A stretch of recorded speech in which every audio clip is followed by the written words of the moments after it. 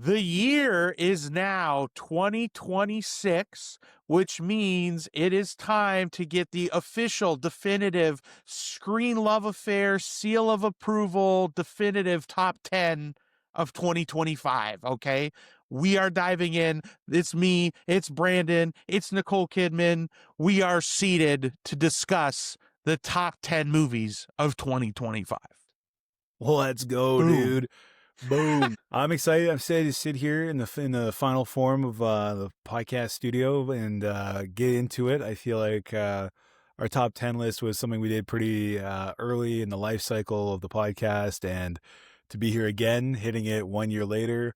We're a little early on our 1 year anniversary, which we'll have to celebrate because realistically, there's going to be a dead zone of movies between January and March, where it's like nothing crazy. I mean, we have I think the 28 Years Bone Temple, but as far as like big bangers, like we finally got through essentially 2025 Oscar season. So like we're finally kind of at this point where it's like, let's talk about what we enjoyed. There's a bit of a slowdown. Yeah, we're finally there, and I think it's safe to assume that we can do this without missing out on such great releases as The Housemaid or Anaconda. So if you want to hear about those, please let us know because we've seen them, but we're just using our mental foresights to think what people actually want to hear. And Shay doesn't think it's The Housemaid. So we're going to talk about our Or Anaconda. top 10 of the year, or Anaconda. We have no idea, for the record, what No each idea. other's lists are. We intentionally didn't want to cover it, so there will be some duplication, but we'll get through everything. And yeah, I'm excited. It was there's been a lot of conversation. It's been a great year for movies, a good year, an amazing year, one of the best years ever. The thing I realized doing this exercise was that there is a lot of movies that I thought were really good, but there wasn't a ton of movies that I really loved. Like, I feel like there was like when we did this last year, I feel like I struggled a lot more with putting my list together, and this year was a lot more clean cut for me. But I will say, this is one of the things you notice when you do a year in review kind of thing like this, or you look back over the year, where some movies, like our initial ratings may not indicate necessarily the list that we're coming up with now, because there's movies that were surprises. There were things that, when you rate a movie right out of the way, like we give you a pretty gut reaction. When you hear it on the podcast, it's within 2 weeks at max of us having seen the movie that we're giving you our thoughts and feelings on.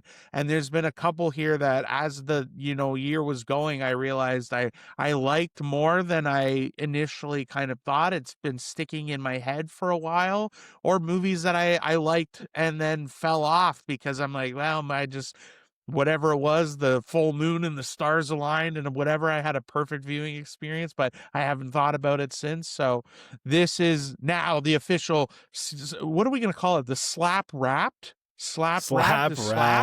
with 3 P's. Screen Love Affair I don't podcast wrapped, slap wrapped. Let us know what you think we should call this going forward. Just for example, too, like you got pretty into it, but I want to give the viewers at home some transparency. If anybody has followed me on Letterboxd, you'll know that my ratings don't always mean anything. In fact, they say they don't mean shit, because I gave a 4.5 stars to The Materialist this year, a movie that when it came out I thought was peak cinema and I really enjoyed. When I would still defend it as something I liked watching when I saw it, but I definitely don't think that is a better movie than like One Battle After Another.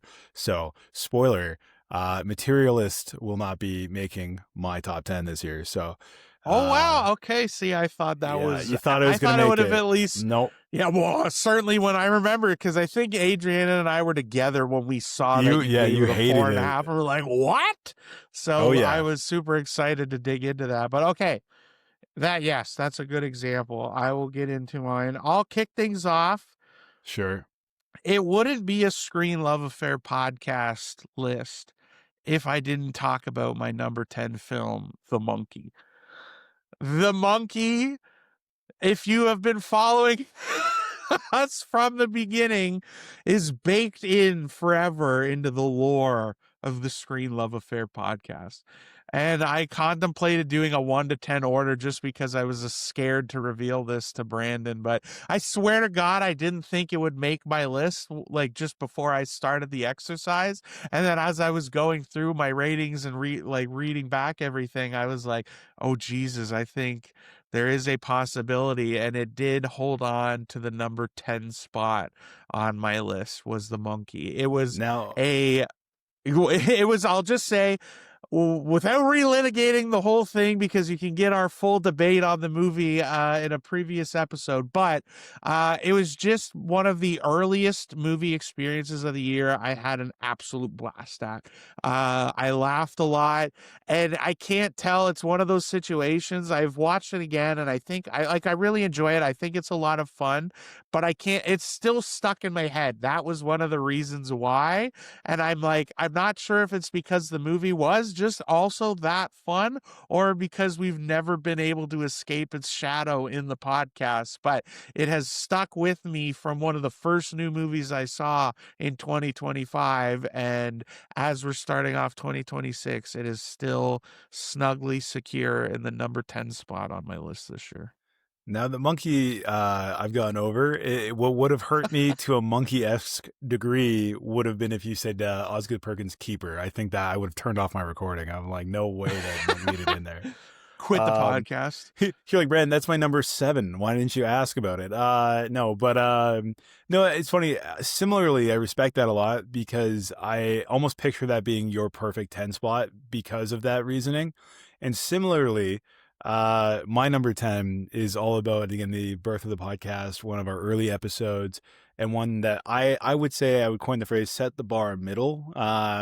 Because it's a very average movie. It's a movie that I don't think is phenomenal, but I had a really good time with. I enjoyed discussing it. I enjoyed the simple premise and just the execution of it. And it made me realize how many movies fail to meet that bar of just being simply interesting enough. So my number 10 pick is Companion, not The Companion. I thought when we saw that movie, it was very mediocre for you guys, and I thought so too for the most part. But I've revisited it, and I've watched it twice this year, once even at home, and I just remember thinking I had a good time both times with it, and it was just like a simple, easy, good recommend, with a good cast, a simple premise, a fun little sci-fi horror comedy, and it's like those are all very light, buzzwordy things to say, but how many movies fail to meet those standards of being like simply good enough and entertainable?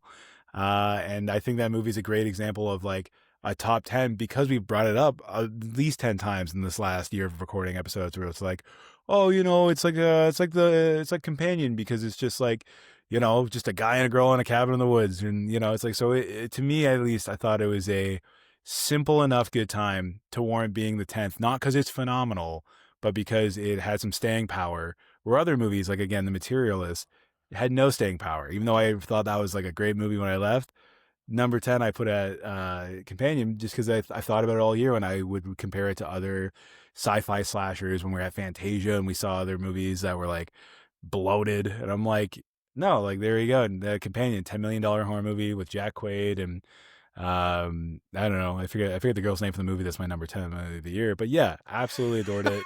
I think it's an easy recommend. I think everyone should check it out. I've also been seeing a lot of people posting like top 10 horror movies you may not have seen in 2025, and it seems to be on all their lists. So I was like, okay, I guess it is like not a cult classic, but a classically enjoyable movie to see. So safe, easy spot number 10. There's a lot worse out there, and there's a Yeah, I lot think better. also, well, yeah, I was gonna say, I think this is also emblematic of like we said at the beginning about what kind of year this has been, where there has been like really good breakthrough things that I'm sure are further down both of our lists.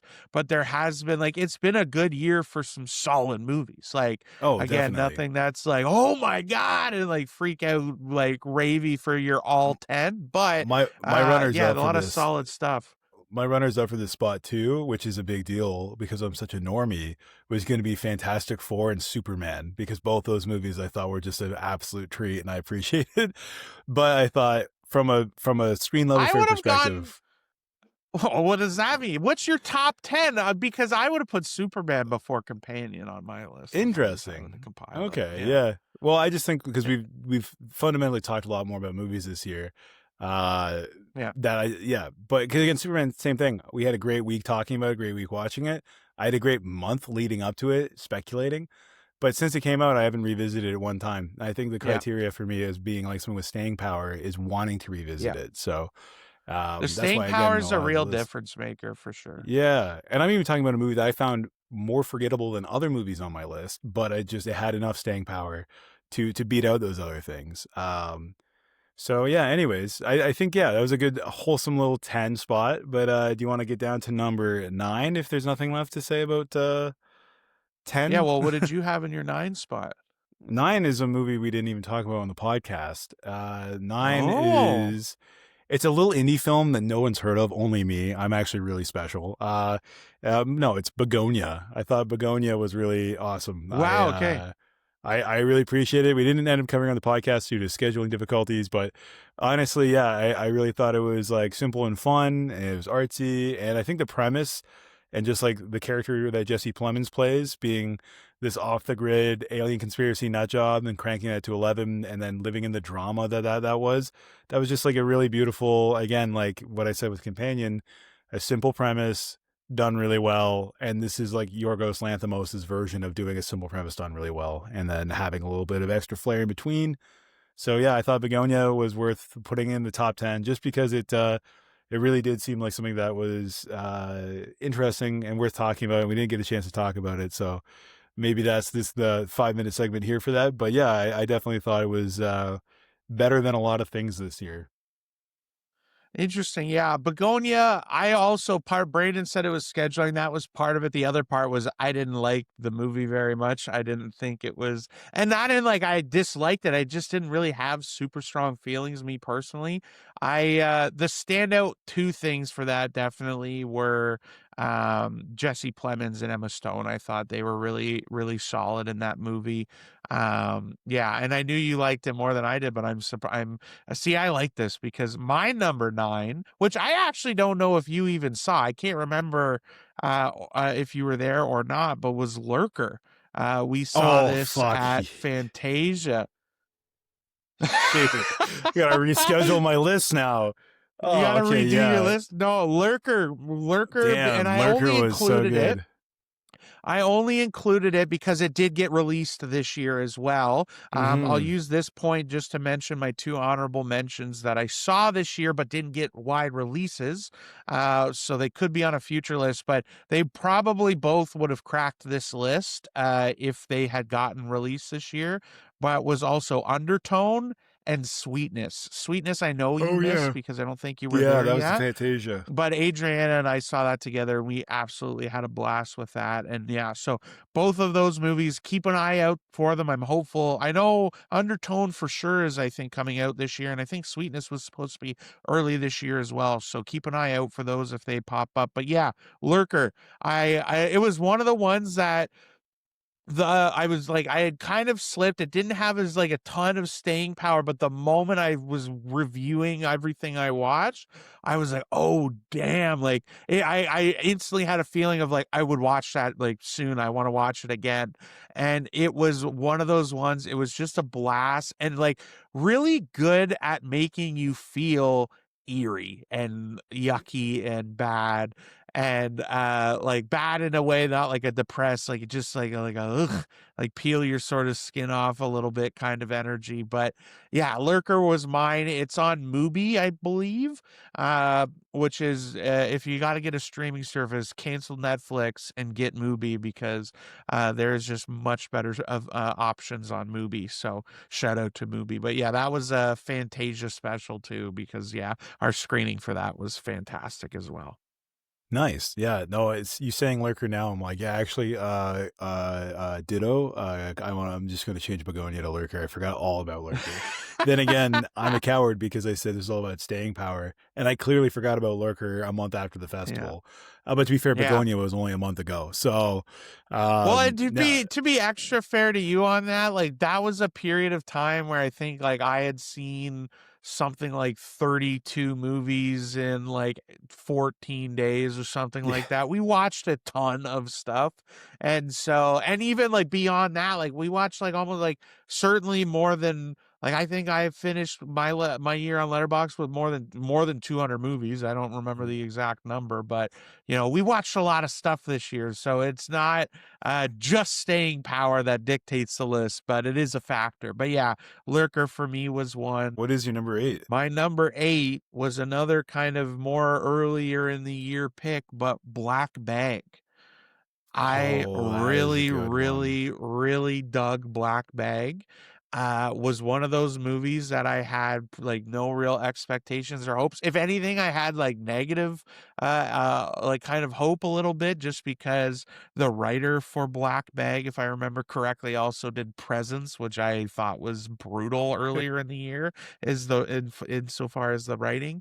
But yeah, Black Bag was just one of those movies that, like, not an ounce of fat, nothing I would change about it. Performances were great. I It felt thought so there were quick too. moments in Like it that were yeah, yeah, it was leaving the theater, paced I was like, "Oh excellently. man, yeah, negative Yeah, time wasted." one of those movies that I just really, really, really can watch. Like, I just thought was great, and I wanna revisit again as well. But yeah, Black Bag secures the 8th spot on my list. Nice. I like that. I feel silly now too because I've again that movie I really liked. I love the episode of it. My number 8 though is also a slightly more recent movie. It's a movie that I think I've given it the 8 spot because it was such a phenomenal theater experience. It was such a good conversation starter, and it's probably the only rom com this year that I think I would put on this list comfortably. Hence the Materialist. But my number 8 spot is Eternity. I really thought that that movie was probably the most charming and like it didn't get bogged down in the modernity of men and women in society in 2025 and stuff. It truly was just a wholesome movie about love and death and what it means to be in love. And I don't know, corny, corny, corny all the way, but unapologetically, it's my number 8 pick. I thought it was great. Performances are great. Recommended it to my mom over Christmas. Um, yeah, honestly, really, really good stuff. And like, it was funny. And like some of the clips from that episode are some of my favorites where it's us describing like the museum escapee from the museum eternity and stuff. So Yeah. yeah, no, I think it was a safe pick. But Black Bag I respect a lot because I definitely remember thinking it's my bottom 10 on my top 10 when I saw it all the way back in March of Yeah. this year. So, Yeah. but yeah, it just didn't hold up in the long run. Mostly because I have a thing where when I hear British people talking too long, I tune it out. So even now, I'm like, what a great scene. And I remember them being like, "Oi, governor, skibbity chibbity," but it just starts turning into gibberish over time. So I'm like, they talked about a thing in a car. It's not there. That's my Western brain not be able to comprehend the Brandon hates the phenomenal Brits acting. confirmed. Confirmed No, anti-British racism. I think the other one, if you similar to your, not similar actually at all to your Eternity pick, but at least in the rom com thing that I don't know that you saw. I can't remember. I know Adrian and I saw it together, but if you did like Eternity and you are looking for like a fun kind of what I would say more comedy in the romantic comedy genre was Splitsville. It was one Yeah, also I heard a that lot of didn't great make stuff my about it. list, but I enjoyed the hell out of watching that movie. And yeah, just on the outside of my list, but in the same ballpark that I think is worth consideration. But okay, so what did you have for number 7? Number 7. Oh, finally, a movie that I love. Like everything I've said so far had a warm place in my heart. But here's a movie that I absolutely have championed all year. It's actually been like the biggest point of the year for me for a lot of friends and people in my life. Number 7 is Final Destination Bloodlines. I think that movie hitting me the way it did this year was peak. I absolutely adored it. I got to see it with like 7 of my closest friends in a movie theater on my birthday holiday weekend, and then I got to come to Montreal and record a whole Final Destination podcast series with you. So I like it made me re-love the franchise that I already liked, and then now I got to like it or love it as an adult. Where I was like, oh, I do hate number 4. Yeah, I'm like, oh my god, number 5's not so bad, but yeah, it relitigated the whole franchise love I had for Final Destination, and it was just like it was funny, and it was exactly it knew what it was, and that's like a big thing we talk about movies where it's like it's projecting something you're not buying in, but like I bought in all the way. I saw it in the best case scenario, some of my best friends laughing and goofing around, rewatching the old movies in advance, getting primed and ready, made with a lot of love. And yeah, so number 7 was easy. This was the first one where I was like, easy, no doubt. It's got to go on there. In fact, this was one I think I started with saying, well, it's got to go on the list. I don't care where, but somewhere. And it wound up being at 7. So yeah, Final Destination Bloodlines. I don't even remember what my ranking of that was, but I'm fairly confident that I said that was the best movie of the franchise. Yeah. So Yeah. I'm at least sympathetic to you on that pick, and I love once again we did not clear these past each other, and I think it's super funny what our number 7 picks are in contrast to each other because yours was Final Destination Bloodline, my number 7 pick is Mission Impossible: The Final Reckoning. Oh, no way. And Yeah, same so weekend, same weekend. we have both slotted in our number 7 picks in with our adored franchises that we both respectively love. Yeah, I will say I'm disappointed that this movie didn't climb higher.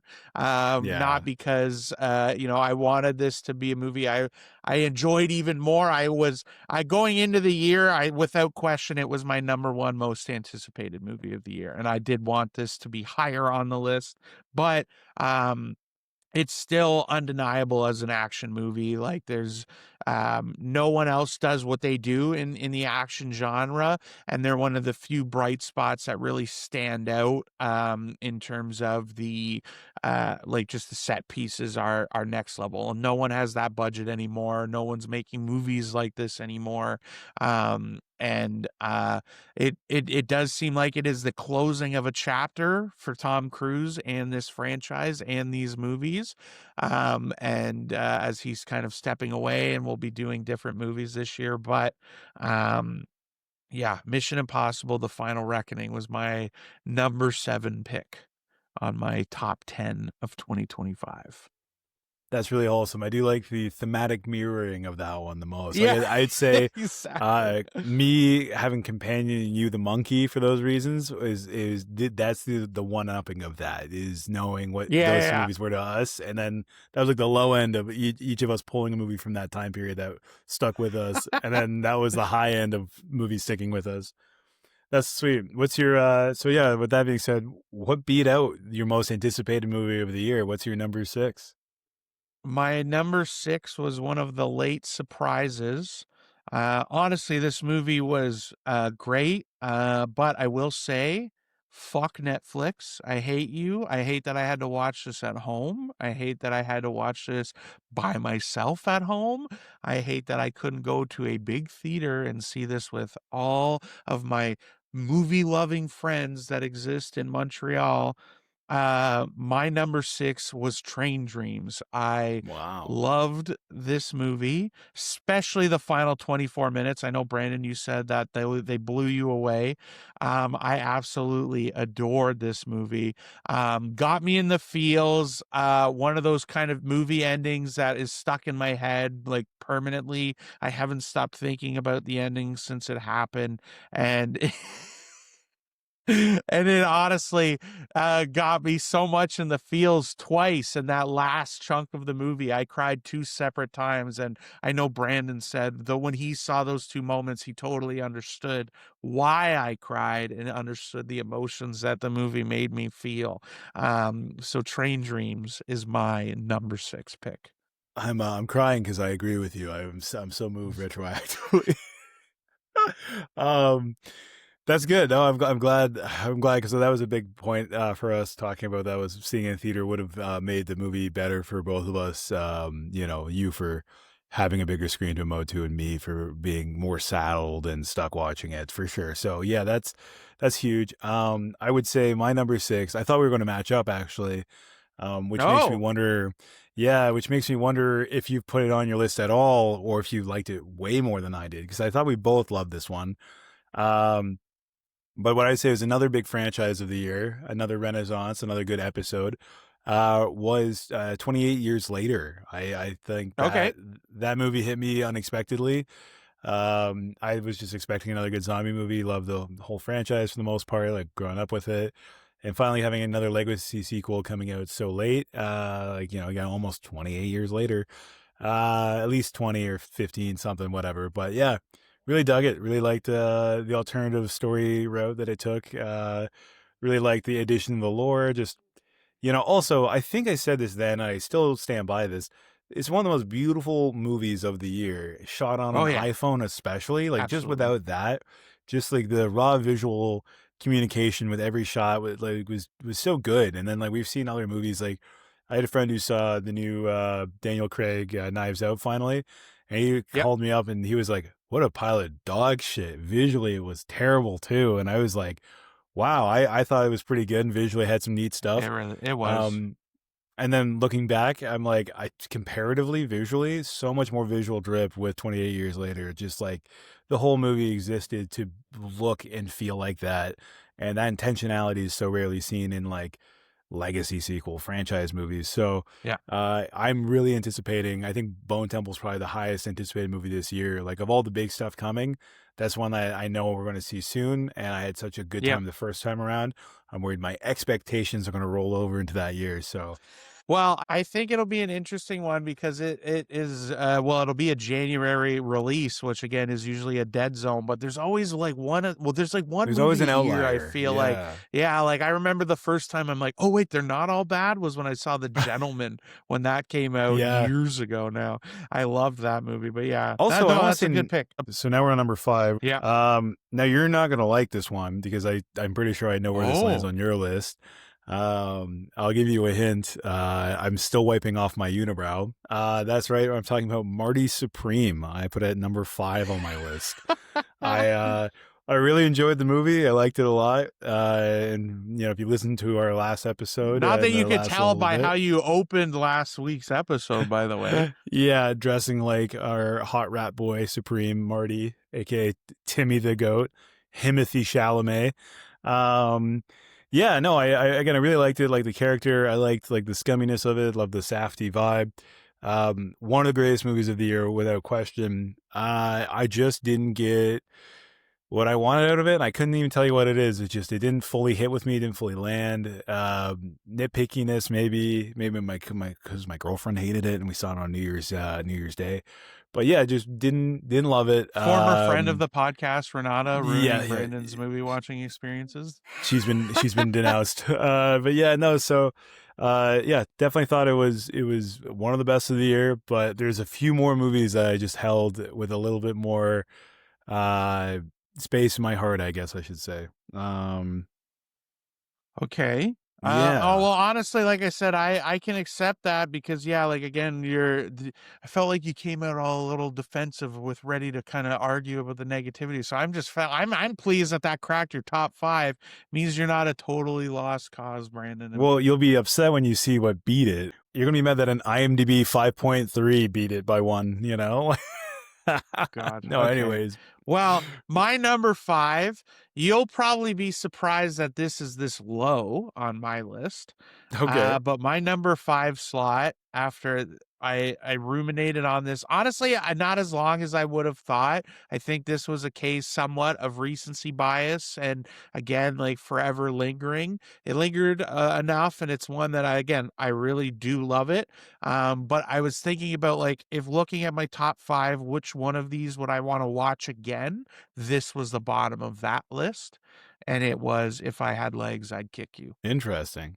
Top So five. That's pretty yeah, important though. again, like I've loved this movie. It just was one of those things like when you have to pick your top 5 of the year, you got to start like figuring out why Yeah, things yeah, yeah. nestle where they do. And so much like again, I absolutely loved this movie, but a lot of that became from that theater experience. And my worry is if I were to rewatch this at home, that it would certainly wouldn't hit the exact same, but I'm just not as sure about like how much of that was like the communal experience like that. And again, this is not to discredit this movie. It's to the movie's credit that it makes you feel the way you do. And we're giving everybody these reactions that we were having. But It's just one of those ones that, like, if it came back out in theaters, I would buy it for the day one show, and I would be there in a heartbeat, but I just feel like because it got such a limited release too, that if anybody saw our episode and our gushing reviews for this movie and then watched it at home, I really don't think they would have the same experience that we did. So, for that reason, I had to drop, If I Had Legs, I'd Kick You to number 5 on my list. Wow. Okay. I get that. I respect that a lot too, because mine does place higher, and it is in my top five. If I had legs, I would kick you. But I almost regret it now because I agree with you wholeheartedly. Where I was like, I would never recommend this to somebody on streaming, and that's 90% of movies outside of theaters now. So, Yeah. yeah. Okay. My number 4 pick is one that Brandon has already mentioned, Ooh. Oh, was it 28 28? years later. Yeah. It is higher on my list. This was a movie that I had absolute negative expectations and hopes for. Legacy sequel. I saw the trailer a trillion times at the theater. I couldn't avoid it. I was so ready to shit on and dismiss this movie. I had rewatched the original. I didn't even bother watching the second one. I didn't. Nothing I heard about that inspired me to want to watch it. And this is the movie that I would say, without a doubt, because it was so early, this is a movie that rose on this list because I haven't stopped thinking about it.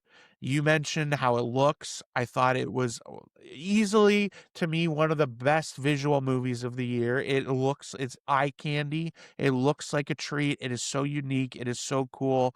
But aside from that, I loved the story of this movie. I thought the kid performance in this was unbelievable, and he's our main character. I'm incredibly excited for the next one because of this. And it was a movie when we finished it. I saw it with Sam and I think Adriana, and I remembered Sam and I looked at each other and we were like, holy shit, that was great. And like just had an absolute blast with it. So yeah, and this is the 4K Steelbook. You know us, we love our theatrical and physical media. So as soon as I had a chance, I pounced on it to get this movie. I absolutely loved this. And yeah, I not, and honestly, the ending, people were torn on the ending. I was all in on that ending. Okay. Give me friggin' blonde Power Ranger esque Jimmies fighting zombies. Like, if you didn't find that fun, I'm sorry. You hate fun. You're a loser. It's okay to enjoy fun things. Number 4, 28 years later. Drops the mic. No, that was good. That was good. I was thinking like, how could I clip some of what we're saying? And I'm like, no need. That's good. Can't trim any fat out of that. That's awesome. Like, and similarly, like when I was gassing it up, I'm like, I did a pretty good job of saying why it deserves top six. But you're like, top four, far better soapbox speech of why it is a high ranking movie. Um, Now, I don't know if I can defend my number four choices impactfully as you did, but my fourth spot is in fact a Fantasia movie, one of my favorite movies from our time at Fantasia this year. And I would argue it was probably the one movie I came specifically for that Oh, I I know like. what this is now. Yeah, I was like, oh, I can't find anywhere to watch this movie online or like theaters. It does say it came out this year in 2025, but I don't think it ever really got like a proper release. The movie that I really felt like hit me, that I got everything I wanted out of it, was the movie It Ends.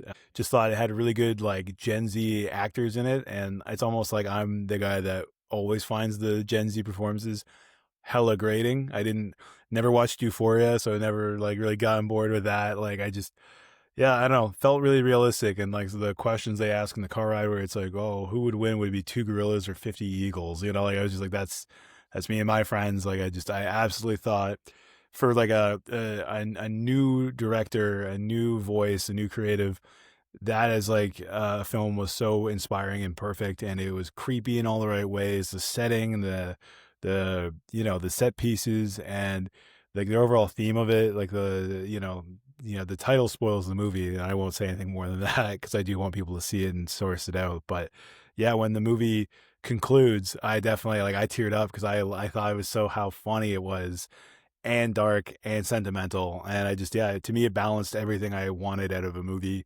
And I didn't know what it was going to be like. I genuinely even thought it was a screenshot from the Till Dawn movie that came out this year when it was a bunch of kids in the woods on a Jeep. I'm like, I'm pretty sure I saw that Till Dawn. I'm like, oh no, that's a different movie called It Ends. I'm like, it follows, it ends with us. Like, what? No. Anyways, It Ends. Check it out. Find it online if you can. Try to see it. Yeah, Well, I online, I will guess. say not. I didn't want to interrupt you. It is available on Letterbox. It's available on the Letterbox rental store now for Oh, the premium video store. VOD. So if you, yeah, if Whoa. you want to see that movie, it's a limited time though. So if you're, I don't know how limited, but they're not there forever. So if you are interested in seeing that, yeah, unfortunately, it didn't get a bigger release. A movie, frankly, that I think would have connected in the way you're talking about. Like Yeah. I totally get why you felt the way you did. I remember we talked about this at the time. I do have to say, like, it is egregiously one of the worst titled movies I've ever seen. Like Oh, it is hands criminal down. that they called it that.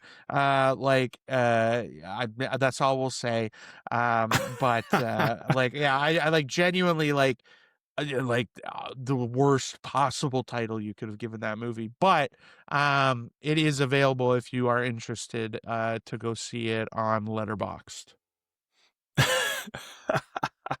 Yeah, I was thinking about it. I was like, yeah, we never talked about it on the podcast, so I can't even remember like my exact sentiments, but I remember just leaving the theater being so buzzed on it. And again, all the dramatic irony and like all the like cathartic release I felt seeing the ending and then remembering the title, I laughed at my own self. I was like, you moron. Like when the moment happens and you know like you're there with the character and you're like, wow, and then you remember the title, like, you fucking idiot, they told Oh, you this I was anyways. irate when the ending happened because I'm Yeah, like, yeah. irate. I was mad that the movie actually did what it did, but then I was also like, I laughed at you and everybody else. Like, to be fair, most people in the People were theater had moaning, an people were like, audible no reaction, way. and I Yeah, was like, what the fuck is wrong with you guys? Like, I was so worked up about it. you Yeah, didn't see that but no, coming, they like I said it said, in the title. genuinely this like well, okay, just to restate this point a little bit, if they had any other title for this movie, I genuinely think I would have loved this movie. It was because the title, and like again, this seems weird if you haven't seen it. I'm talking vaguely because I don't want to give anything away, but it is so like the knowing the title, which they also give you the title card early in the movie, again, which makes me even more upset. Mm. They should have done like a Dune Part 1 reveal, like where they the movie was advertised and sold as Dune, but then at the end it said Dune Part 1, and it had that whole like they should have done something like that You mean then, like the because Thunderbolts? oh yeah, I The didn't see Thunderbolts that, but I do know what you're asterisk talking New about. Avengers? Yeah, Yeah, if they called it exactly. like The Road and then it was like The Road Yes, like Ends. Yeah, yeah, yeah. yeah, it was just like genuinely because I was sitting there and I'm like, well, there's no anticipation, there's no drama because we know the answer that the characters are figuring out and discussing and having a philosophical debate about. And the movie tells you the end anyway. So it was one of those ones that, like, genuinely, it's crazy. I've never thought like a movie title could be that bad, but it is because it impacted the experience for me that much. Well, if But you're a slow normie like me, you forget the title of the movie for 80% of the runtime because you're so engrossed in the film.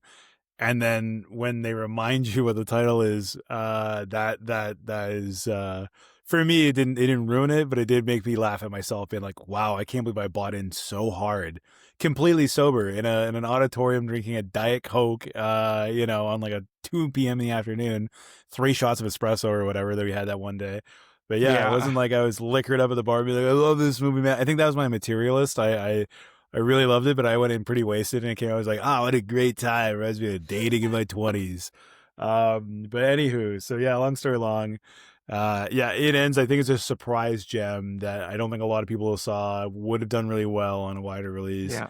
And yeah, better title I think would have saved itself. All right, so that was my number four, but we're in the end game now. The third one I have, uh, on my list here. I honestly think I should switch it up with my number two, so I might do that. This is a last minute It's your list, but adjustment. if the All right. moment we verbalize this, Yeah, it yeah, is yeah, locked in yeah. forever. It gets Lock it the forever. The whole slap internet wrapped knows. label. We can't Yeah. change it. All right. So my number three now was one that you've already mentioned, which was "If I Had Legs, I Would Kick You." I'd kick you. Okay. It was yeah, everything you said about it. The anxiety trip of it. It's the best Safdie brothers movie I've seen in a long time. That's not directed by the Safdie brothers. Yeah, I just in my head it beat out Marty Supreme because this was a surprise treat. I had zero hype. I actively didn't want to see it.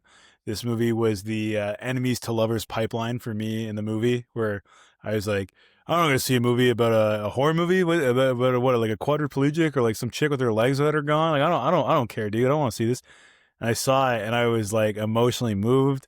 I had a great theater experience. I had all these like people in a theater that wanted to talk about it after. I think I gained 2 podcast subscribers in the theater talking about how I couldn't wait to talk about it on the podcast. Like, honestly, one of my best theater experiences, and all my top three, I would now say, are my best theater experiences uh, to move forward. Everything that made my top three, it was like I would even say like It Ends was a top theater experience, but it wasn't in Yeah. like a traditionally great theater. But as far as I would say, moving forward for my final ones, not a peep, not an issue. Perfect people to share the moment with. Perfect audio visual to share that experience with. I'll even spoil it. F1 did not make my top 10, and it did not make my top three, obviously. But yeah, so yeah, to finish off, yeah, If I Had Legs, I'd Kick You was a treat, and it stuck with me a lot. And it was one that, like, even recording the episode, it felt like we were trying to relive a nightmare, and we were already forgetting bits. But since then, every time I see anything or I do a cut comparison to something of like, again, that hamster scene or, yeah, I just, even when I've seen Norm Macdonald stand-up clips, I think about how I thought Norm Macdonald was the voice of the dad on the phone for the first half of that movie. Just not even correct, but I remember that movie evoked so much thought out of me and appreciation for what it was going for. And just a movie that I don't think I'll expect to see again. And when I see that movie, the next If I Had Legs, now I'm not saying the next director's piece or a follow up sequel, I'm talking like 2027, and I'll go see like The Frog's Tale, and it'll be a nightmare atmosphere movie. It has nothing to do with frogs. And I'll be like, wow, that's like just like If I Had Legs, I'd Kick You, where I was like, I'm never going to see that movie. It's only in 2 theaters for 3 days in all of Toronto. Why do I have to go see it the week I'm moving, dude? That sucks. And then I went in, and it was like my girlfriend and I like laughed and cried about it. It was such a great movie. So, anyways, what's your number three? I can't go on about If I Had Legs any harder. No, I mean, it deserves it. It deserves it. And I'm glad to see it that high on your list, if for no other reason that I'm incredibly glad that this will mean you'll just default to my judgment because I advocated for you to go see that movie and look at that. Number three on your list. So, Yeah. my number three, and this is where there was a little bit of time. And as we get into this, I'm not sure how much of it would be colored by recency bias or not, and whatever. But my number three is One Battle After Another. Wow. I think the worst part about this movie is that I had to see it in Owen Sound. I didn't get to see it in an IMAX or anything like that. And there was like my friends that I brought to the movie, I think we made up 60% or 70% of the viewing audience for this movie. So, I enjoyed watching that with my friends, but it's not the same kind of experience. And that I'm confident that this movie only would have done better for me if I got to experience it in a kind of better, better theater. But no, I absolutely love this movie. It's been one of the ones that arguably has like stuck through the most with me, like constant clips, like thinking about it in moments and beats and just like the smallest little things. Like I remember Sergio talking to me about just this whistle he does in the car when he's at the end of the movie and he's looking for somebody. I'm trying to be vague. But when he's looking for somebody, he just does this little whistle. I've seen like thousands of people talking about this A Little Whistle, and it's one of those movies where all of these little details, like, I could watch. It's like clippable as hell, but like in its entirety, one of the best performances. I really think that the best supporting actor will go to this movie for Sean Penn. You know, if the Academy does what I think, which of course is the right thing and the only objective truth. Yeah, But Timmy sweeps Leo, yeah, and Sean Penn takes the W for supporting actor. yeah, yeah, exactly. So that is my number 3 on the list. Nice. No, I fully agree with it. I don't know if you remember when I said I feel like I got to switch up the order on mine. We were going to match up with our number threes. Oh, But okay. Well, then I guess there's your number 2 then. yeah, my number two is One Battle After Another. Everything you said, minus your terrible theater experience because you saw it in bum heck nowhere, our hometown Owen Sound. Uh, Yeah. I had the opposite again. I had my buddy Boren. He was like, I can get this IMAX 70 millimeter for this one day this week. Have you seen it yet? And he was like, no, I got to record a podcast this weekend. I could only go on that day. So like timing wise worked out. We got the last 2 seats in the back row, and I thought, oh, back row is not going to be optimal. In 70 millimeter IMAX, especially, every seat is optimal. And seeing the car chase at the end in 70 millimeter, where you have that extra vertical view, and that road, the way it eats up the frame and reappears, Yeah. I felt like I was high. I was so mind blown, memorized by the visuals from that one scene, let alone the rest of the movie. Like, and again, everything you said between, you know, the Christmas Adventure Club saying "Hail Santa," like, or Yeah. was it, um, Saint Nick, Hail Saint Nick? That was it. I was like, Yeah. yeah, just the memeability, the clippability, the few small beers, drinking, driving through line, best Fast and the Furious movie I've ever seen. All those memes that I made from it, let alone like the internet as a whole. It's had real staying power, and I think I was looking at that as like the big one this year for the longest time.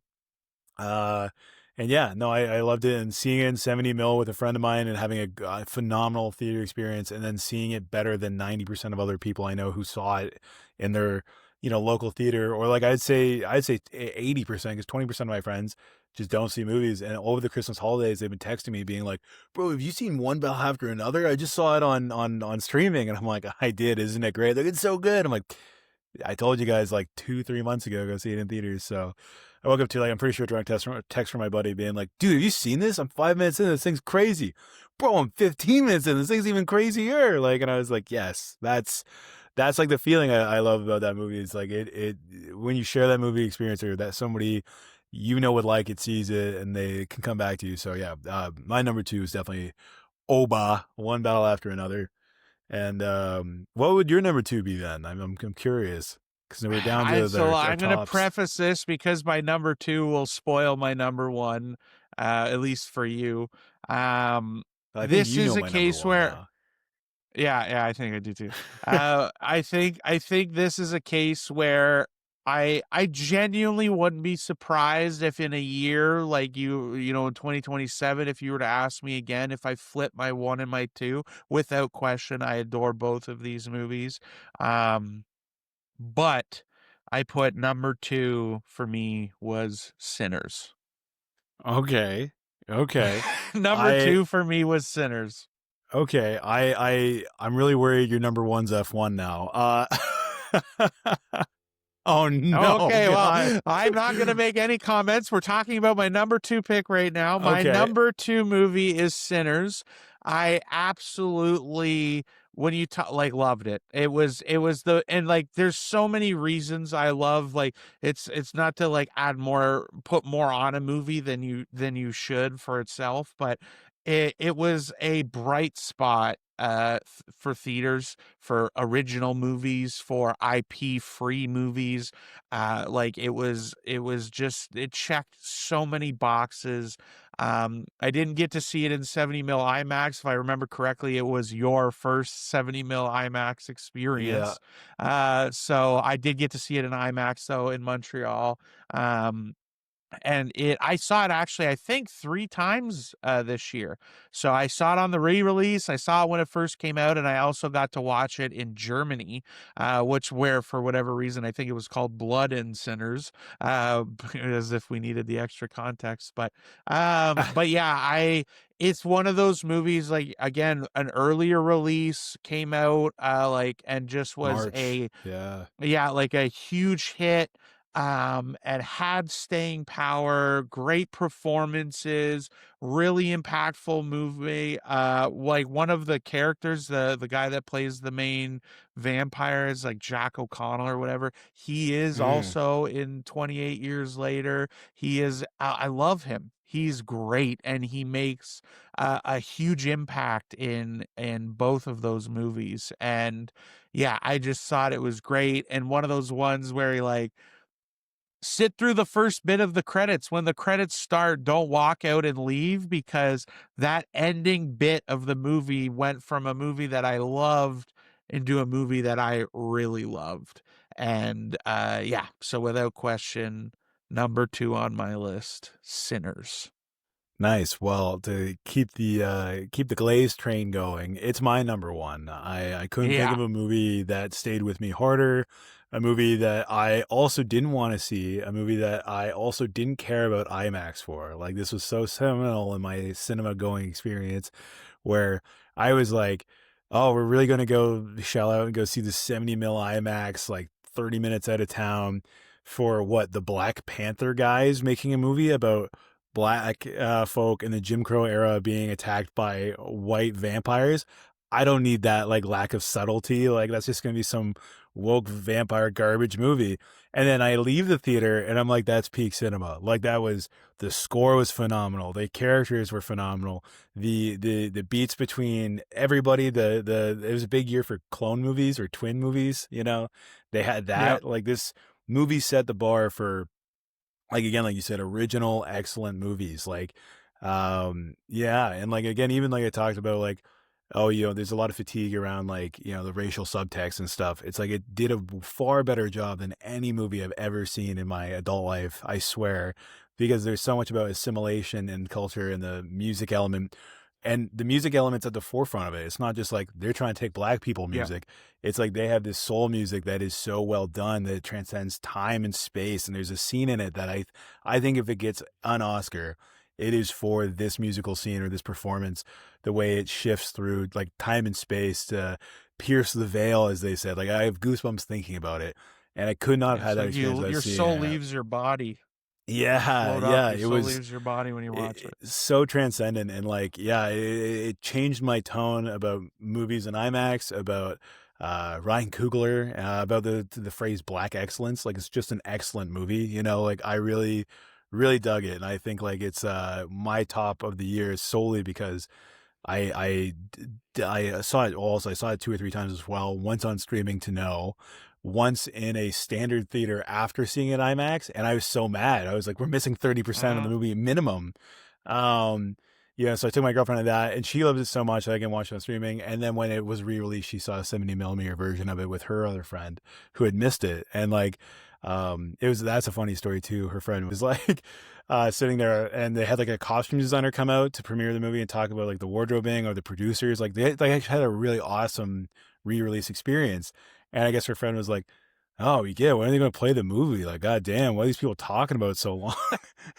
And I was just like, "Are you kidding me? I wish I was with you." I said no to it because I was like, "Oh, I've already seen it so many times, and like I've other things going on." But yeah, I was also like, well, I knowing her friend promise you, too, dude, you always go, always always go. go, well, she's going with this friend too, and I was like, oh, that's such a perfect movie for her. She'll like love it because of all like the themes and subtext, and then I guess it went over her head completely. So, anyways, yeah, I absolutely love that movie. It was my number one unabashedly. I just didn't think anything, and One Battle After Another came really close, but looking back at it, Yeah, I probably would have skipped One Battle After Another in 70 millimeter IMAX if I hadn't seen Sinners against my like better judgment, yeah. intuition. Sinners really like pulled me out of my shell, and is right at the birth of this podcast too. But I think that was the first movie where I was like, wow, it's so wrong. All year I've been like, hey Shay, I saw this in Screen X or 40X. Doesn't that make you mad?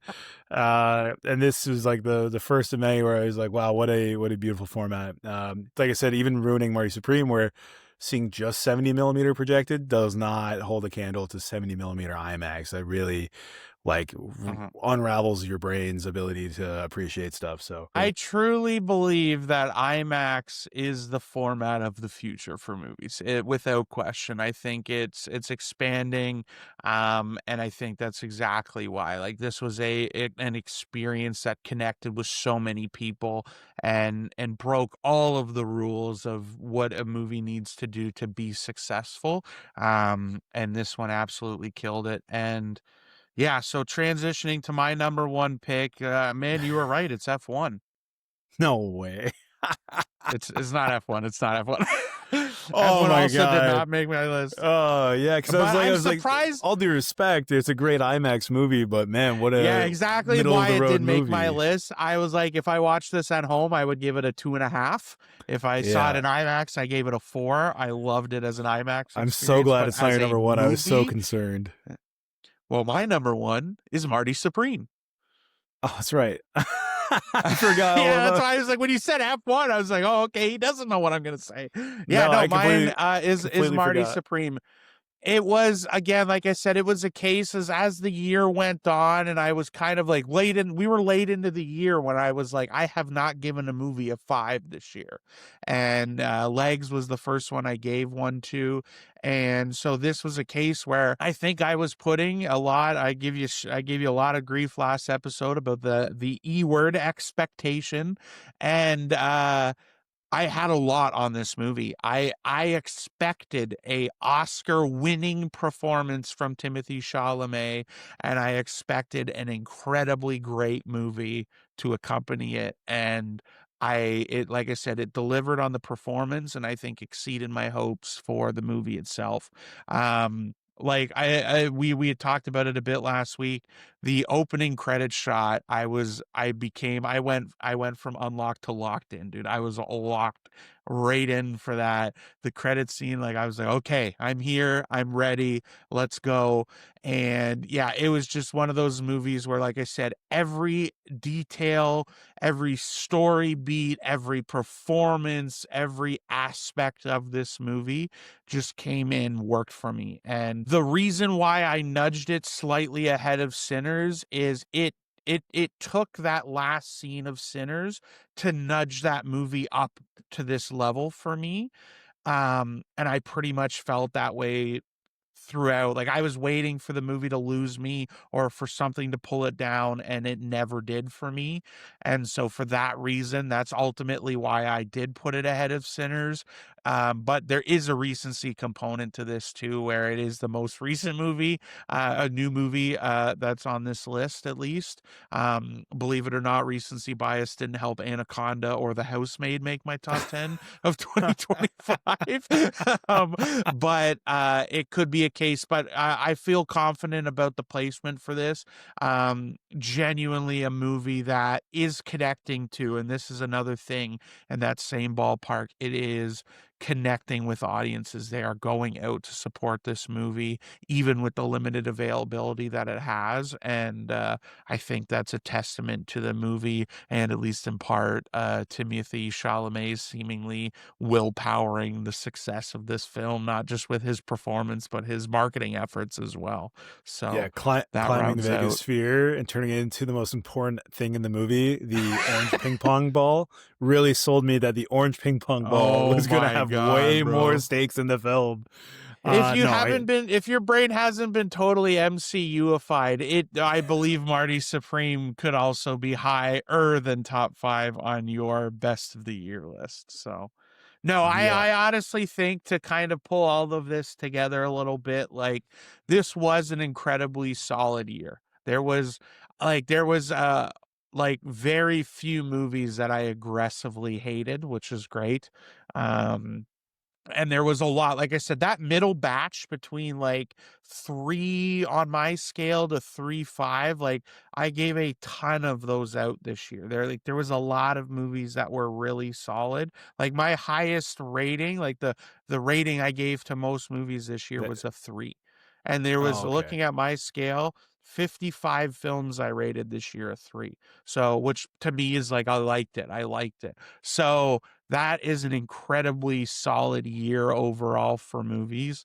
Um, there was the box office year itself was more of kind of a flat line with the year before, but the bright spots to me were Sinners. I think One Battle After Another as well did really well relative to, as you know, especially the climate, and Marty Supreme, I think, as well. Um, and yeah, I do think it's I'm hopeful. I'm hopeful for this upcoming year. There are some absolute killers in the pocket for 2026.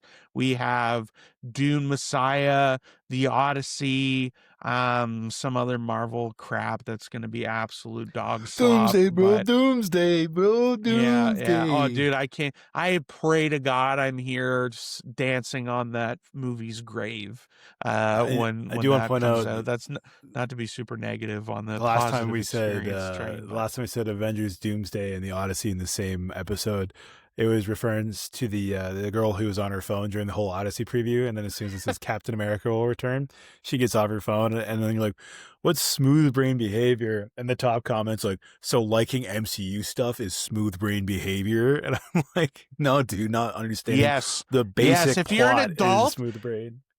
If you're an adult and Avengers Doomsday, if you can legally vote and Avengers Doomsday is your most anticipated movie of 2026, you shouldn't legally be allowed to vote. That's my opinion.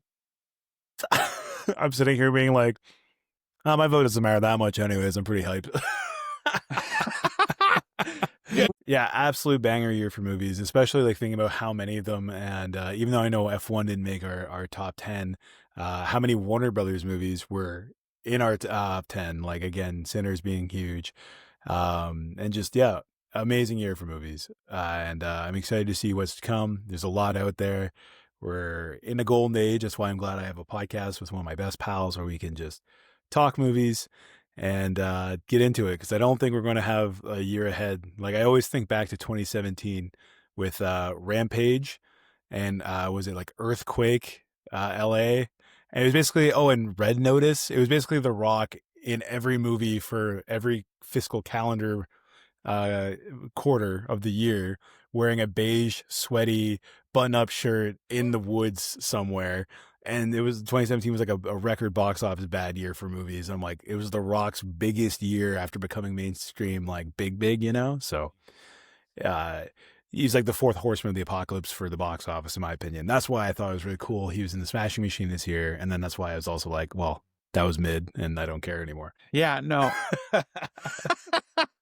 No, I mean, like I said, it was been a great year, and this was like the first near full year we've done this podcast now, and we're both incredibly grateful to everyone that's joined us on episodes, participated, commented, watched, listened, followed, did all those things. We really appreciate it. We're excited to keep going. And yeah, definitely let us know whose list you think is better, first of all.